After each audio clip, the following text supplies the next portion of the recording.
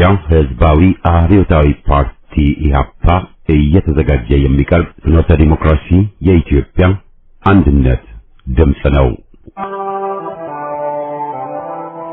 ጤና ይስጥልኝ።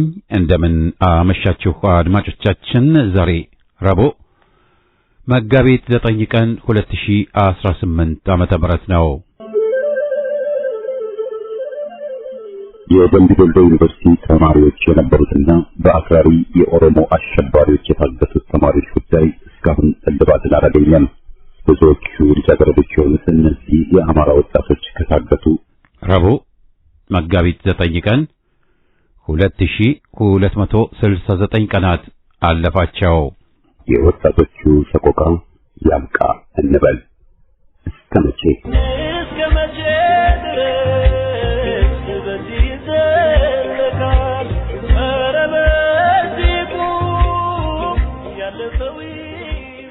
በዛሬው ከፋኖች አንደበት ፕሮግራማችን አርበኛ ፋኖ መኳንንት ከቢዛሞ ወለጋ የኢትዮጵያ ክርስትናና እስልምና የነበሯቸው የአብሮነት እሴቶች በሚል ርዕስ በ5 ክፍል የላከልንን የጥናት ጽሑፍ አቅርበን የዛሬ ዝግጅታችን ፍጻሜ ይሆናል። የቅጥረኛው ሚሊሻ አባላት በ105ኛ ኮር ተደመሰሱ። በዛሬው ዕለት በዳንጉር ወረዳ በአምጃ ቀበሌ ዘመቻ አርበኛ መድፉ በተሰኘ አውደ ውጊያ በቀበሌው የተሰማራውን ያገዛዙን ተላላኪ ሚሊሻ ሙሉ በሙሉ በሚባል ደረጃ መደምሰስ ተችሏል። በርካታ የጦር መሳሪያዎችን መማረክ የተቻለ ሲሆን ከማንቡክ ከተማ የተነሳው ያገዛዙ ኃይልና አድማ ብተና ማባጃ ላይ የፋኖ ደጋፊና መረጃ ናቸው በማለት የንጹሃን ቤቶችን እያቃጠለ እያወደመ እንደሚገኝ ታውቋል። 109ኛ ኮር በርካታ ቦታዎች ላይ ጥቃት በመፈጸም ጀብድ ሰራ። የቴዎድሮስ በህዝብ በሶስቱም ክፍለ ጦሮች በተለያዩ ቦታዎች አውደ ውጊያ በማድረግ በርካታ የጥላትን ኃይል በመደምሰስ ታላቅ ጀብድ ፈጽመዋል። በሸበል በረንታ ለ3 ወር ላገዛዙ ለሚሊሻ የመረጃና ደህንነት በመሆን ሲያገለግል የነበረ በቁጥጥር ስር ውሏል። 4 ሆነው 12 መሳሪያን በመያዝ የወገን ጦርን ተቀላቀሉ። የቆቦ ከተማ ውሃና ፍሳሽ አገልግሎት ቢሮ የውሃ ልማት ካዝና በብልጽግና ከመበዝበዝ ማን ይታደገው ሲሉ ነዋሪዎቹ ቅሬታ አሰሙ። የመስሪያ ቤት ከትላንት እስከ ዛሬ ከተፈራረቁ የመንግስት ስርዓቶች እንደ ብልጽግና የፓርቲ ስርዓት ሆኖ ካዝናውን ያራቆተውና የመዘበር የለም ይላሉ። ቢሮ የቆቦ ከተማ ብልጽግና በትንሽ በትልቁ ለሚያደርጋቸው የፓርቲ ድግሶች ከፊት ሆኖ በርካታ የዞን ገንዘብ ያወጣ ስርዓቱን ለማስቀጠል የሚያደርገው ከልክ ያለፈ ማሽቃበጥ ወደር አልተገኘለትም ብለዋል። በከተማው ከንቲባ ቦርድ ኃላፊ በታናሽ ወንድሙ የበላይ እንደራሴነት የሚዘወረው ይህ ተቋም በማንኛውም አጋጣሚ የሚባክነው ከፍተኛ ገንዘብ ከውሃ ጥም በላይ ጉሮሮ ከማድረቅ አልፎ አንገት ቆርጦ ይጥላልም ብለዋል። እኛ ተማሪዎች ባልፈጠርነው ችግር ይህን ያክል መንገላታታችን ተገቢ አይደለም በማለት የዩኒቨርሲቲ ተማሪዎች ቅሬታቸውን አሰሙ። የ2018 ዓመተ ምህረት አጋማሽ የከፍተኛ ትምህርት ተቋማት የመውጫ ፈተና ውጤት መጋቢት 3 ቀን 2018 ይፋ ቢደረግም በተለያዩ ዩኒቨርሲቲዎች ፈተናውን የወሰዱ በርካታ ተማሪዎች ውጤታቸውን ማየት እንዳልቻሉና ውጤታቸውን ለማየት ሲሞክሩ ምንም አይነት ምላሽ እንዳልደረሳቸው ገልጸዋል። ይህን ተከትሎ ተማሪዎቹ ለትምህርት ምዘናና ፈተናዎች አገልግሎት በኦንላይን እንዲሁም በአካል ቅሬታውን ቢያቀርቡም እስካሁን መፍትሄ አለማግኘታቸውን ነው የገለጹት። ራሳችንን ነፃ ለማውጣት ከፋኖ ጋር ተደራጅተን ትግላችንን በማከናወን በቀጣይ እንማራለን። አሁን ባለው የነብርሃኑ ነጋ ቅዠት ግን ምንም አይነት ለውጥ ማምጣት አልቻልንም በማለት ራሳቸውን አደራጅተው አካባቢ ላይ ካለው ፋኖ ጋር የተቀላቀሉም ብዙዎች መሆናቸውን ይገልጻሉ። የዕለቱ ዜና በዚያ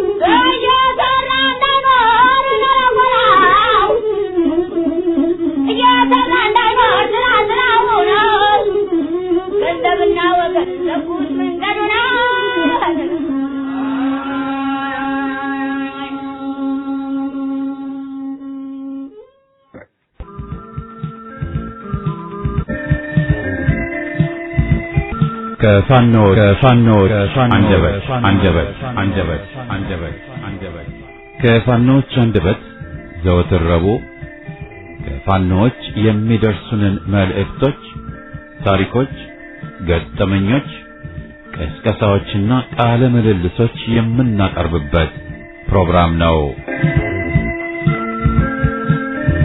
ይህ ፕሮግራም ከፋኖች የሚደርሱንን መልእክቶች የምናስተላልፍበት መድረክ ሲሆን የጽሑፉ ባለቤቶች ተሳታፊዎቹና ጽሑፍ አቅራቢዎቹ ናቸው። ፍኖተ ዲሞክራሲ የኢትዮጵያ አንድነት ድምፅ ምንጊዜም ቢሆን ለእኩልነት፣ ለዲሞክራሲ፣ ለፍትህና ለነጻነት ብለው ከሚታገሉ ኢትዮጵያውያን ጋር ሁሉ አብሮ ይቆማል። የፖለቲካ ደናቁርት ስልጣን ከያዙ ጊዜ ጀምሮ የአገዛዝ ዘመናቸውን ለማቆየት ህዝብን በመጀመሪያ በብሔሩ ሲዘቅጡ ደግሞ እስከ ጎሳና ቀዬ ድረስ እየወረዱ መከፋፈልን ተግባራዊ ለማድረግ ሳይታክቱ ሰርተዋል። አልተሳካላቸውም ብለን አፍ ሞልተን መናገር ባንችልም ህዝቡ የተሳሰረበትን ሰንሰለት መበጠስ ግን አልቻሉም። ለዚህ ነው ከዚህ ቀደምም በወያኔ ተሞክሮ የከሸፈውን የሃይማኖት ካርድ የመዘዙት። በደመ ነፍስ የተሰባሰቡ ዘረኞች እያጓሩ በመሯሯጥ ላይ ናቸው። በእርግጥም በመቶዎች ለሚቆጠሩ ዓመታት ተከባብረው አብረው የኖሩት የኢትዮጵያ ኦርቶዶክሶችና የኢትዮጵያ ሙስሊሞች አሁንም የተሸረበባቸውን ሴራ በቀላሉ ያከሽፉታል።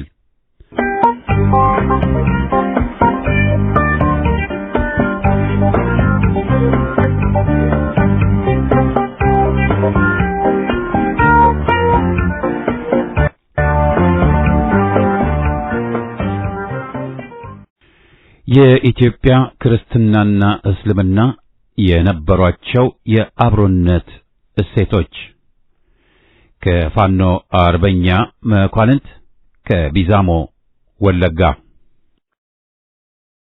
የአረብ አክራሪ ሙስሊሞች ኢትዮጵያውያን ሙስሊሞችን እንደ ኦርቶዶክስ ሙስሊሞች እንጂ እንደ ትክክለኛ ሙስሊሞች አያዋቸው። በክርስትናው ቅኝት የተዋጣችሁ ለዘብተኞች እያሉም ይነቅፏቸዋል። ከሌሎች ወገኖቻቸው ጋራ በሰላም በመቻቻል ስለኖሩ ብቻ።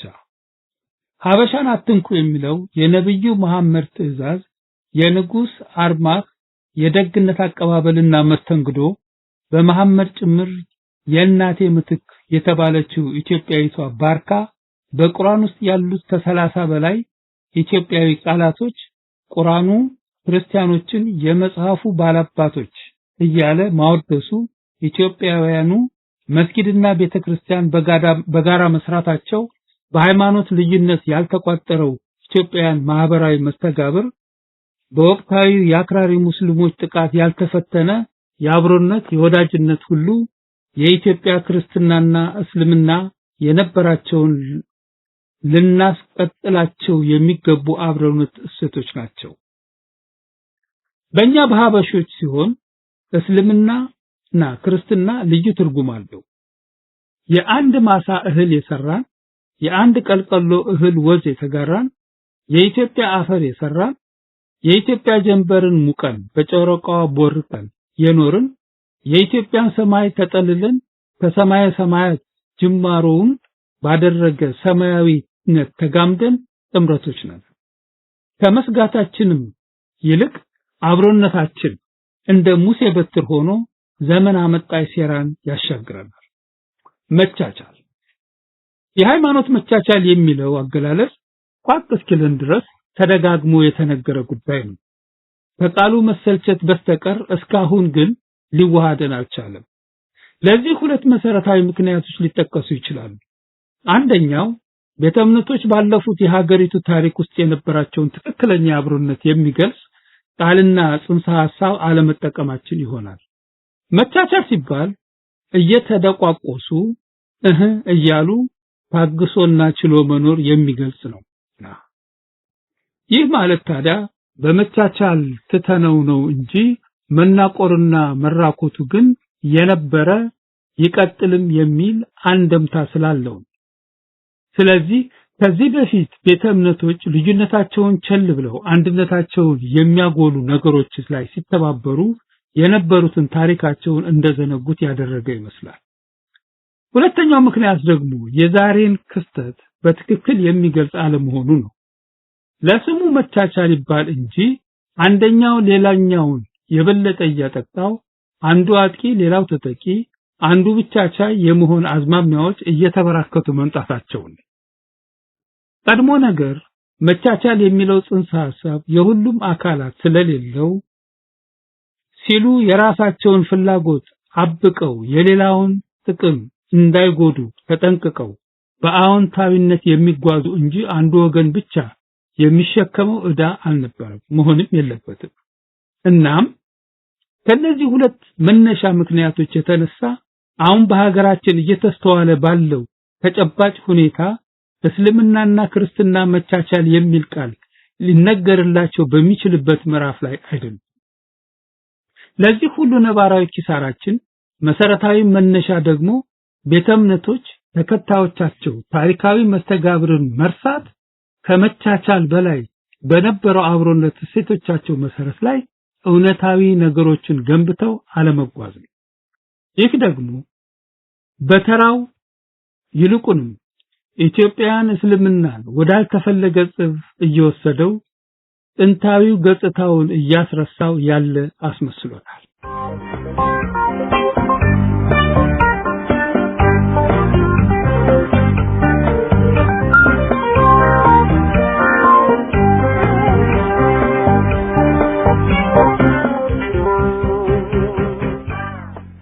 ክፍል 2 በዘርፉ በርካታ ጥናቶችን ያደረጉ ምሁራን እንደሚመሰክሩት በመጀመሪያዎቹ የታሪክ ዘመናት በኢትዮጵያ የነበረው የእስልምና አክራሪነት ጸባይ ፈጽሞ አልነበረም።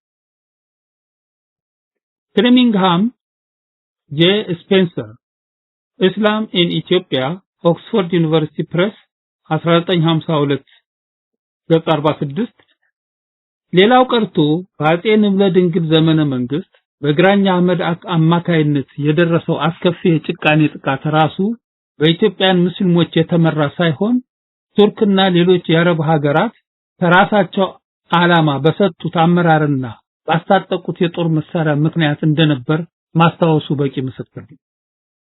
ሌላው የግራኝ አህመድ ጭካኔ ምንጭ ደግሞ ንጉሱ አጼ ንብለ ድንግል ጦር አውርድልኝ ቅጥ ያጣ ልመናና ምክንያት የተቃጣ የእግዚአብሔር እጅ እንደሆነም ታሪክ ይነግረናል ይተርካል።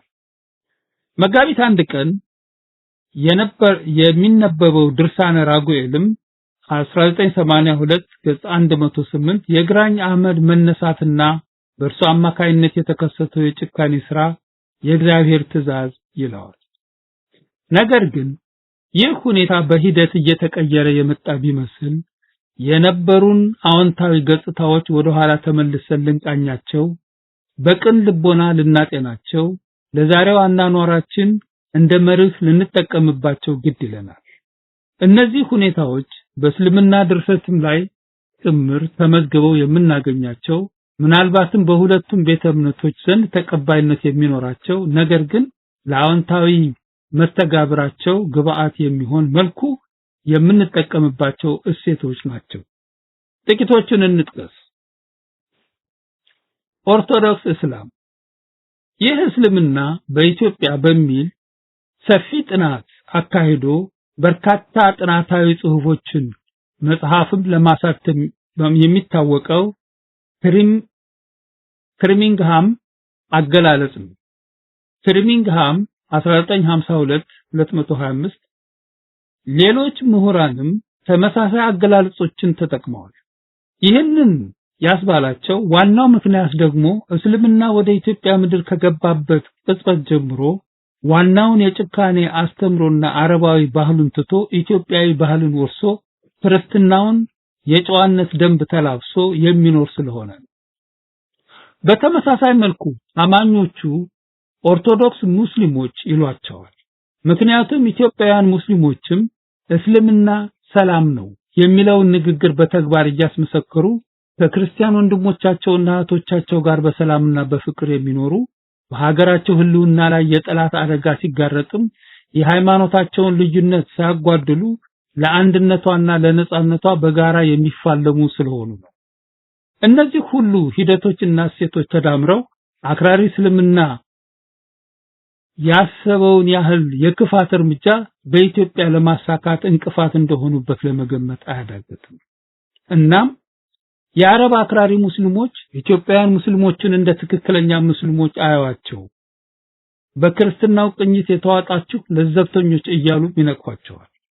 በመሰረቱ ይህንን ሁኔታ በሰላምና በፍቅር እንዲኖሩ እስካስቻላቸው ድረስ ትክክለኛው የኢትዮጵያ ሙስሊሞች መገለጫ ሊበረታታም የሚገባው እሴት ነው። ይህ ኢትዮጵያዊ እሴት እስልምናን ከክርስትና ጋር በማይበጠስ የፍቅር ሰንሰለት የሚጋመድ ኃይል ስላለው አብረን ልንጠብቀው የሚገባ ነው። ማህበራዊ አብሮነቶች ኢትዮጵያውያን ክርስቲያኖችና ሙስሊሞች በደስታ፣ በሐዘን፣ በበዓላት አከባበር፣ በሌሎችም ማህበራዊ መስተጋብሮች ሁሉ በርካታ ዘመናትን አብረው አሳልፈዋል። ሙስሊሞች የክርስቲያኖችን የጸሎተ ሐሙስ ቁርባንን በናፍቆት ይጠብቃሉ። ክርስቲያኖች የስግደት ጸሎት በኋላም ወደ ጎረቤቶቻቸው ሄደው በደስታ አብረው ያሳልፋሉ። ክርስቲያኖችም በሙስሊሞቹ የረመዳን መሰል አጽዋማት ወቅት ቴምርና ሾርባ አብረው ያፈጥራሉ። ይህ ለዘመናት የኖረ አስደሳች እሴታችን ነው። ዛሬም ድረስ ሳይደበዝዝ ተጠብቆ ያለባቸው ቦታዎች አሉ። በተለይ ድሬዳዋና ደሴ ተጠቃሽ ናቸው። ከቅርብ ጊዜያት ወዲህ ደግሞ በክርስቲያኖች የጥምቀት በዓል የታቦት መተላለፊያ መንገዶችና ማደሪያዎችን ታቦቶችን ሙስሊም ኢትዮጵያውያን ወንድሞቻችን ሲያጸዱ በፀሐይ ሐሩር ለተዳከሙ ክርስቲያኖች ውሃና ዳቦ ሲያድሉ ማየታቸውን አለመናገር ትልቅ በደል ነው። ምንም እንኳን በሃይማኖት ደረጃ ባያምኑበትም አብረን እስካለን ድረስ የክርስቲያኖቹ በዓል የኛም በዓል ነው ብለው በመቀበል ደስ ይላቸዋል። በመጨረሻም አልሐምዱሊላህ ታቦታችን ገባ ብለው እልል የሚሉ ሙስሊሞች እንደነበሩም ምናልባትም ጥቂቶቹ ዛሬም ድረስ እንዳሉ ስናስብ የደስታ እንባ ባይናችን ይሞላል። እውነትም ታቦቶቻቸው በሰላም ባይገቡ ሰላም የሚያጡ ክርስቲያኖች ብቻ ሳይሆኑ እነሱም ጭምር እንደሆነ ጠንቅቀው አውቀዋልና።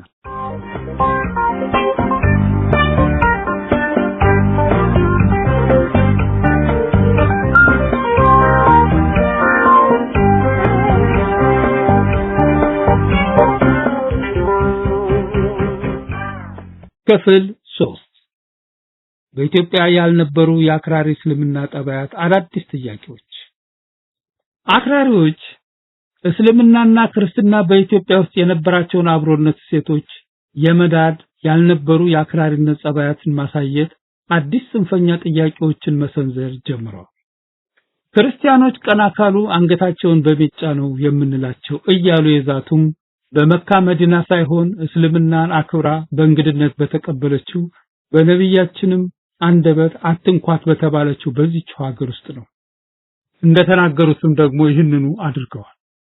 ነባር የክርስትና ሃይማኖታዊና ታሪካዊ ጭብጦች ላይ ትንኮሳዎችን መሰንዘር ጀምረዋል። የጥንቱ ክርስትናና እስልምና ጋራ አንድ ነበር። የኢየሱስ ሐዋርያት ሙስሊሞች ነበሩ። ኢትዮጵያ ዓመተ ምህረት የሚባልን አቆጣጠር መከተል የለባትም እያሉ ነው። ክርስቲያናዊ እሴቶች በእስልምና መነጽር ለማየት እየሞከሩ ነው። አቡነ ተክለ ሃይማኖትን እንደ አመጽ መሪ ፖለቲከኛ ይከሳሉ። የቤተ ክርስቲያን ታሪክን የማፋለስና የማጠርሸት ስራዎችን ተጠምደዋል።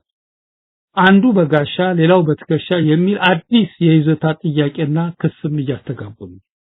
የኢትዮጵያን ታሪክ በአዲስ መልክ ለመከለስ በርካታ ጥረቶች እያደረጉ ነው። እስልምና የበላይ ሆኖ አዲስቱን ኢትዮጵያን የመመስረት ዓላማ አላቸው። ግራኝ መሐመድ እንደ ብሔራዊ ጀግና በማወደስ በዘመነ መሳፍንት በማድነቅ ታሪካዊ የኢትዮጵያ መከራ መናፈቅ ጀምረዋል። በታሪክ የማይታወቀውን አልነጃሽ የሚባል ሙስሊም ንጉስ በምናብ ስለው ለማንገስ እየታገሉ ነው። ኢትዮጵያዊ ሆኖ በአረብ ጭንቅላት ማሰብ ያልተለመዱ የጭካኔ ጥቃቶችን በገዛ ወገን ላይ መሰንዘር፣ ታሪክ እያጣመሙ መጻፍና መሳል፣ ትንኮሳዎችን መፈጸም፣ የአንድነት ገመዶችን የሚያላላ ነባሩንም የአብሮነት እሴት የሚያደበዝዝ ስለሆነ ኢትዮጵያውያን ሙስሊሞች ሁሉ ቆም ብለው እንዲያስቡ ለመጠቆም እንወዳለን። እስልምና ውስጥ ከሀገር አቀፍ እስከ ዓለም አቀፍ የገነኑ የእርስ በርስ መራራ ትግል የሚያካሂዱ ሁለት ርዕዮተ ዓለሞች አሉ። ዋሂብና አልሀበሽ የሚባሉ። አንደኛው እስልምና ፖለቲካዊ መሆን አለበት፣ እስልምና ከሌሎች ጋር አንድ ላይ መኖር የለበትም፣ እስልምናን ያልተከተለ በእስላም አገር መኖር የለበትም፣ ይህንን ለማስፈን አክራሪነትና ኃይልን መጠቀም ያስፈልጋል፣ ክርስቲያኖችና አይሁዶች የእስላም ጠላቶችና የተጠሉም ናቸው፣ ኢትዮጵያ የእስላም ሀገር መሆን አለባት የሚል ውስጣዊ እንቅስቃሴ የሚመራ በዓላማ የሚንቀሳቀስ ዓለም አቀፍ የጽንፈኛነት ቡድን ሲሆን ይህ ዋሃቢዝም ክንፍ ነው። ሁለተኛው የመጀመሪያውን የሚነቅፍ እስልምና ከሌሎች ጋር መኖር ይችላል፣ እስልምና ፖለቲካዊ መሆን የለበትም፣ እስልምናን ያልተከተለ ተከብሮ መኖር አለበት፣ አክራሪነት የእስላምን ስም ያጠፋል እና ትክክልም አይደለም፣ ከክርስቲያኖችና ከአይሁዶች ጋር በሰላም መኖር እንችላለን የሚል ኢትዮጵያ የመቻቻል ምሳሌነት የሚለውንና ኢትዮጵያዊ ሼክ አብደላ የሚመራው የአልሀበሽ ክንፍ ነው። ከነዚህ ሁለት የእስልምና አመለካከት ምድቦች መካከል ነባሩን የኢትዮጵያ ሙስሊምና የሚወክለውን ሁለተኛው ነው። ከነስያሜው ኢትዮጵያኖች ተብሎ የሚጠራው አልሀበሻ ወይም አልሀበሽ የሚባል ከሐረር ፈልሰው አሁን ሊባኖስ የሚኖሩት ኢትዮጵያዊ ሼክ አብደላ ርዕዮት ነው። በዚህ አገባቡ መሰረት ሀበሻ የሚባለው በአፍሪካ ቀንድ ያሉትን በሙሉ ክርስቲያኖች ብቻ ሳይሆን ሙስሊሞችንም ጨምሮ የሚያመለክት መሆኑን ልብ ይሏል። ይህ ከየትኛው ማህበረሰብና እምነት ክንፍ ጋር ተቻችሎ የመኖር ፍላጎትና አካሄድ ያለው ሰላማዊ የእስልምና ምድብ ነው። እናም ኢትዮጵያን አትንኳት የሚለውን የነብዩን መሐመድ ትዕዛዝ የሚከተል አመለካከት ሊባል ይችላል። በአንጻሩ ደግሞ በጽንፈኛው የአረብ ሀገሮች የሚዘወረው የዋሃቢዝም አክራሪና የሙስሊም እንቅስቃሴ በሳውዲ አረቢያና መሰል የአረብ ሀገራት ውስጥ ጭምር በትንቢት መልክ እነዛ ቀጫጭን እግር ያላቸው ኢትዮጵያውያኖች በስተመጨረሻ ካባን መካን የሚገኘውን ጥቁር ድንጋይ ያጠፋሉ ተብሎ የተነገረውን ትንግርት እንደ ዋና ቁም ነገር ይዘው ኢትዮጵያን ሙስሊም የኢትዮጵያ የእስልምና ጠላት ነች ብለው የሚያምኑ ናቸው። እናም በኢትዮጵያ ምድር ላይ እየተካሄደ ያለው እነዚህ ሁለት እስላማዊ ምልከታዎች ጦርነት ነው። ኢትዮጵያ ልትነካ አይገባም በሚሉትና መጥፋት አለባት በሚሉት መካከል የዋሃቢዝም ዋና ትኩረት የእስልምና ወይም የሰላም ሃይማኖት የሚለውን አስተምሮት አልፎ እስልምና ባለበት ሀገር ሁሉ የበላይነት መያዝ አለበት የሚል መርህን የሚከተል ነው። ይህ አቋሙ እውን ለማድረግ ደግሞ የትኞቹንም የትግል አማራጮች ከመጠቀም ይሞክራል። አሁን እንደ አዲስ ክስተት በኢትዮጵያ ውስጥ የምናስተውለው ከነባሩ የኢትዮጵያ ሙስሊሞች እሴት ጋራ በተቃራኒ የቆሙ ለዚህ ጽሑፋችንም መነሻ የሆነው ይኸው ቡድን ነው። ምክንያታችንም ደግሞ እስልምናና ክርስትና በኢትዮጵያ ውስጥ የነበራቸው የአብሮነት እሴቶች የመዳድ ያልነበሩ የአክራሪነት ጸባያቶችን የማሳየትና አዲስ ጽንፈኛ ጥያቄዎችን መሰንዘር ተጀምሯል። እንደ ጥንት አብሮነታችን ብንከባበር ይሻላል።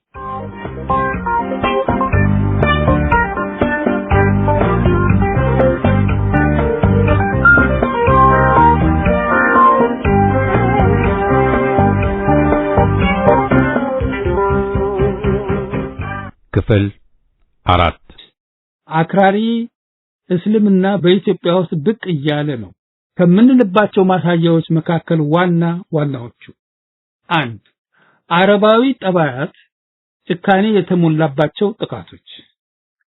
ክርስትናም ሆነ እስልምና መነሻቸው መካከለኛው ምስራቅ ያድርጉ እንጂ ወደ ኢትዮጵያ ሲገቡ ግን አስተሳሰባቸውን፣ ጠባያቸውን፣ ድርጊታቸውን ኢትዮጵያዊ አድርገው ቀይረውታል እንጂ አይሁዳዊ ወይም አረባዊ አድርገው አላስቀመጡትም። ይህ አካሄድ ደግሞ መሰረታዊ አስተምሮ እስካላወቀ ድረስ ተገቢና ቅቡልነትም ያለው ነው። በዋሃቢዝም የሚዘወረው አክራሪ እስልምናን መቀበል የማይፈልግ ግን ይህንን ሀቅ ነው። ዛሬ ላይ በሀገራችን ውስጥ የሚስተዋሉ አንዳንድ ወጣ ያሉ እንቅስቃሴዎች የጥንቶቹን ኢትዮጵያውያን ሙስሊሞች ዘይቤ ሳይሆን አረባዊ ጠባያትን የተላበሰ መሆኑ አሳሳቢ ነው። ምላሽ ለእስልምና የሚል ገጽ ላይ እንደዘገበው ፕሮፌሰር አርሊች የተባለ ታሪክ ተመራማሪ የክርስቲያን ኢትዮጵያ አይኖችን እያየ አዲስ ትርጉም ልትይዝ በምንም አልቀራትም በማለት የስጋቱን አቅጣጫ ጠቋሚ እውነቶች ጋር በተባለው መጽሐፉ ውስጥ ማቅረቡ ተዘግቧል። ኢትዮጵያ አዲስ ትርጉም ልትይዝ ነው የሚሉትም እስላማዊ አገር እንድትሆን ከፍተኛ ስር የሰደደ ታሪካዊ እንቅስቃሴ መኖሩን በመጠቆም ነው። ይህም ሲባል በአለባበስ፣ አስተሳሰብ፣ በአመጋገብ፣ በስነ ምግባር ወዘተ የኢትዮጵያኑ መልካም እሴቶች ተረስተው አረባዊ እየሆኑ መምጣታቸው ነው። ሌላው ገራሚ ነጥብ ደግሞ በድርጊት አረባዊ ሆነው በኢትዮጵያ ውስጥ እየኖሩ የሀገሪቱ ሕግና ስርዓት ሁሉ በእነርሱ ልክ እንዲሰፋ መፈለጋቸው። ምክንያቱም የሀገሪቱ አካሄድ በአግላይ ፖሊሲዎች የተሞላ ነው። ምክንያቱም በርካታ ኢትዮጵያውያን መስሪያ ቤቶች የሙስሊም እሴቶች ከግንዛቤ ያላስገቡ የአለባበስ እና ሃይማኖታዊ ግዴታዎች እንዲተገበር የሚያጥቡ ህግጋት እና መመሪያዎችን በማውጣት ሙስሊሙ ራሱ እንዲያገል አድርገውታል የሚል ቅራኔ ጽሑፍ ማስነበብ ጀምረዋልና ቀሰም መስከረም 2011 ልዩ ቅጽ 1 ቁጥር 1 እነዚህ አረባዊ ጠባዮች እየተስፋፉና እየተለመዱ በመጡ ቁጥር ደግሞ በዚያው ልክ አረባዊ ጭካኔ ድርጊቶችም በኢትዮጵያ ውስጥ መታየት ከጀመሩ ውለው አድረዋል። በእርግጥ አክራሪ ሙስሊሞች እየተደረጉ ያሉ ጥቃቶችን በዋናነት ከአስተምሮቶቻቸው ልዩነቶች የተቀዱ ለመሆናቸው ምንም ጥርጥር የለውም። መሞት መስዋዕትነት ነው ከሚለው የክርስትና አስተምሮ መገደል ያጸድቃል ከሚል እስልምና አቋም ይህ አስተምሮ ልዩነት የማቀፍ እሳቤና አካሄድ ያቋምና የድርጊት ልዩነቶችንም እንደሚያመጣ ይታወቃል። ዋናው አክቲቪቲያቸው ጀዋር መሐመድ በኩል ሚዲያ ላይ ቀርበው ክርስቲያኖች ቀላካሉ አንገታቸውን በመንጫኑ የምንላቸው እያሉ የዛቱም በመካ መዲና ሳይሆን እስልምናን አክብራ በእንግድነት በተቀበለችው በነብያችን አንደበት አትንኳት በተባለችው በዚህው ሀገር ውስጥ እንደተናገሩትን ደግሞ ይህንኑ አድርገዋል። በአክራሪ እስልምና አማካይነት በኢትዮጵያ ላይ በተለይም በኦርቶዶክሳዊት ተዋሕዶ ቤተክርስቲያን ላይ የተቃጡ የጭካኔ የተሞሉ ሰቅጣጭ ጥቃቶችን ተቀንጭበው ራሱን በቻለ ክፍል የሚቀርብ ይሆናል። ነባር ሃይማኖታዊና ታሪካዊ ጭብጦች ላይ ትንኮሳዎችን መሰንዘር ምንም እንኳን ክርስትናና እስልምና በሰላም በመገናዘብ አብሮ መኖር አለባቸው በሚለው መርህ ብንስማማም አብረን ለመኖር ስንል ልናስተካክላቸው የሚገቡ ሃይማኖታዊ ጭብጦች በዘመናት ለውጥና በወቅታዊ ክስተቶች የማይከሰሱ ሐቆች መኖራቸው ግን መካድ ባለመካድ ጥንቱ የክርስትናና የእስልምና ጋር አንድ ነበር። እንደ አብዱል ጀሊል ያሉ አዲስ የፈጠራ ተራኪዎች የጥንቱ አሃዳዊ ክርስትና ሐነፊ ከእስልምና ጋር አንድ ነበር። በጊዜ ሂደት ግን አንዳንድ የቤተ ክህነት ደብራትን የቤተ ክህነት ደባትራን ከጥንቱ አስተምሮ አፈንግጠው እስልምናን እንደ አዲስ እምነት በመቁጠር መጀመራቸው ይተርኩልን ጀምረዋል። ለዚህ ድምዳሜያቸው እንደማሳያ የሚያቀርቡት ደግሞ ንጉስ አርማህ በእነርሱ አጠራር ነጃሺ በስደት ወደ ኢትዮጵያ የመጡትን የነብዩን ተከታዮች ምን እንደሚያምኑ ጠይቆ ከተረዳ በኋላ የኛና የናንተ ሃይማኖት ምንጭ ይህችን ያክል ልዩነት የለውም ብለዋል የሚል ነው። አብዱል ጀሊል አሊ ከእምነታዊ ደሴት 2012 ገጽ 48 በመሰረቱ ንጉሱ ይህንን ብሏል ከተባለ እንኳን በመልካም እሴትነቱ ተቀብሎ የተናገረበትን ትክክለኛ አቡድ ማስተዋል ተገቢ ይሆናል። ምናልባትም በወቅቱ በንጉሱ ዘንድ ያላቸውን ተቀባይነት ለመጨመር ሲሉ እምነታቸውን ከክርስትና ጋር አስመስለው ነግረውት እንደሆነም መመርመር ያስፈልጋል።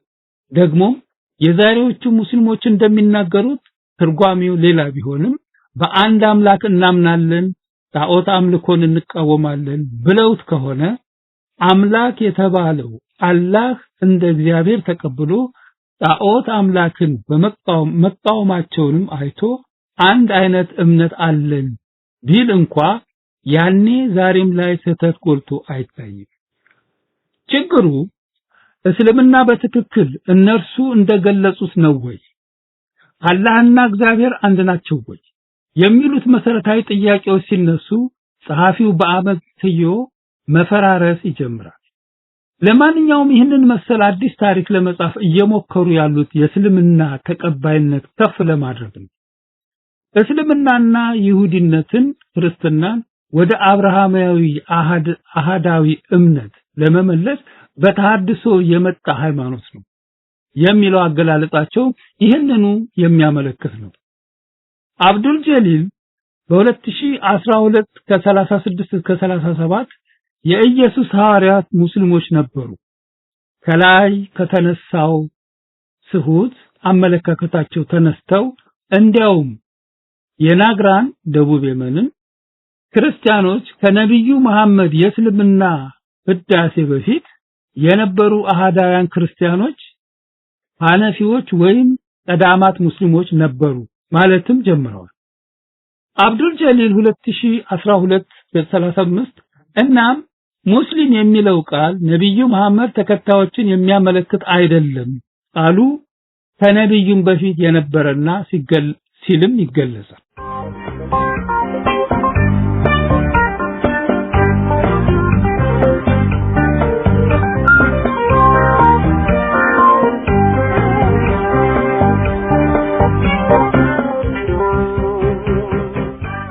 ክፍል 5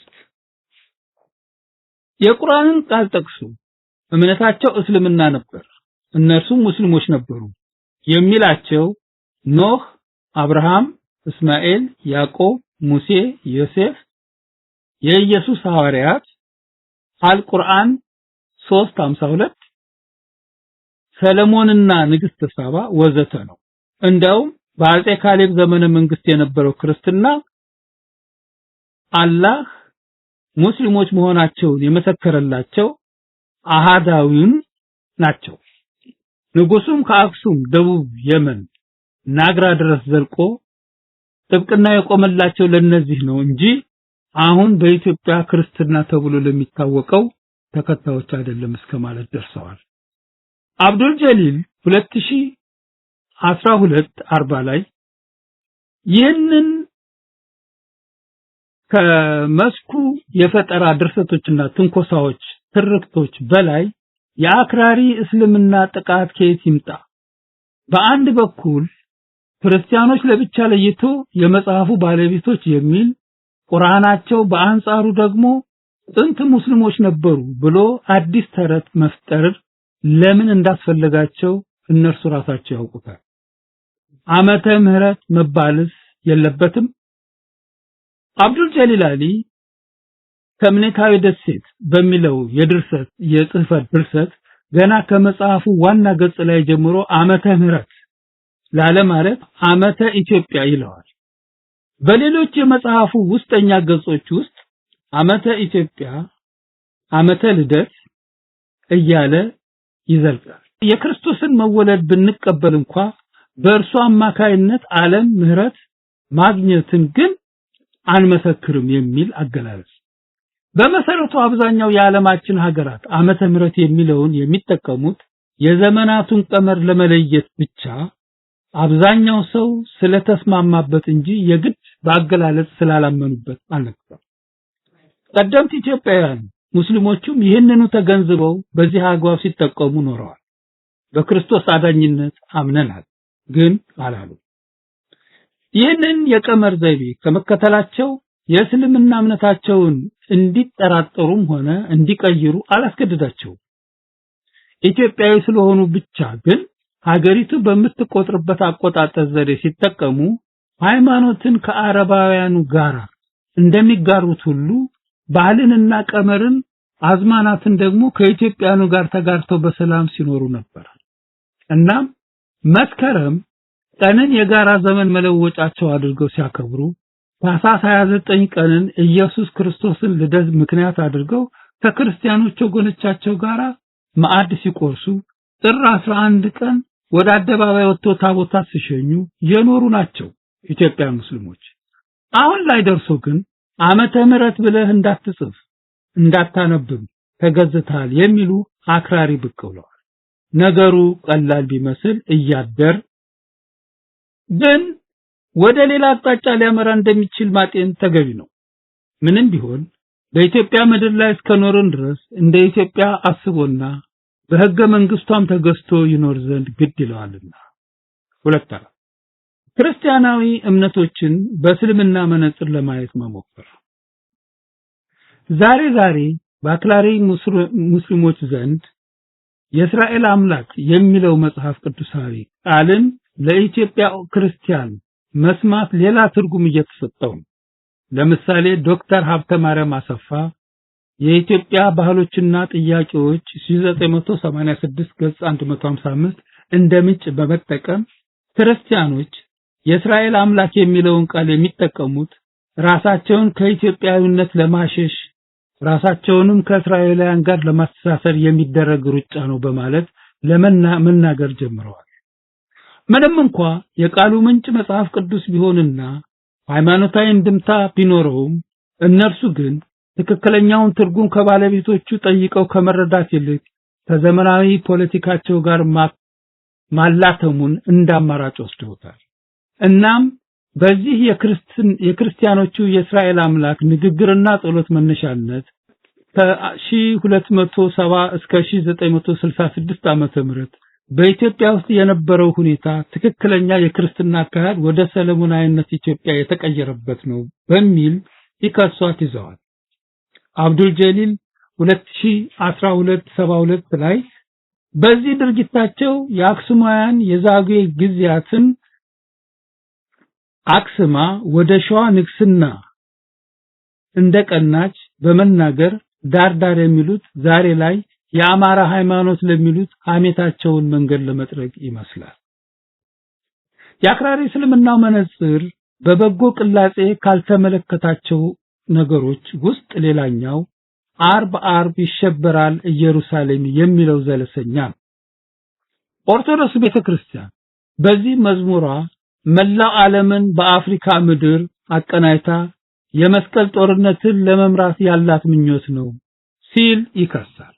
አብዱል ጀሊል 2012/68 ላይ ይህ ዘለሰኛ ከምን አኳያ በዚህ መልኩ ሊተረጎም እንደሚችል ግን ፍንጭም ሆነ ምንጭ አይጠቅሱም። በራሱ ድምዳሜ ግን የማጥላላት ስራውን ሰርተውበታል።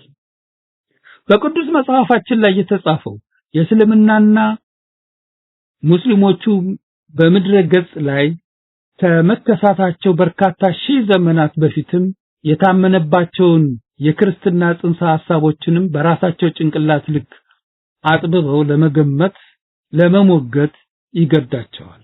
አክራሪዎቹ ለምሳሌ እኛ የጨዋይቱ የሳራ ልጆች ይስሐቃውያን ነን እንጂ የባሪያይቱ የአጋር ልጆች እስማኤላውያን አይደለንም የሚለውን መጽሐፍ ቅዱሳዊ መነሻ ስብከት ትምክህተኛነትና ትንኮሳ አድርገው አሉታዊ አንደምታ መስጠት ተጀምሯል።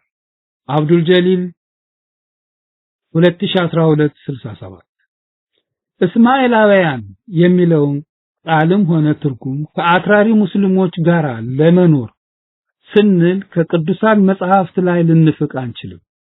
መጽሐፍ ቅዱስ ብቻም ሳይሆን እንደ ቅዳሴ ማርያም ባሉት መጽሐፍት ላይ ቢሆን እግዚአብሔር አንድ ገጽ አንድ አካል የሚሉ እስማኤላውያን እነሆ እንሰማቸዋለን፣ ልቦናቸውንም ያሳወሩ ናቸው የሚለው ቃል አለ።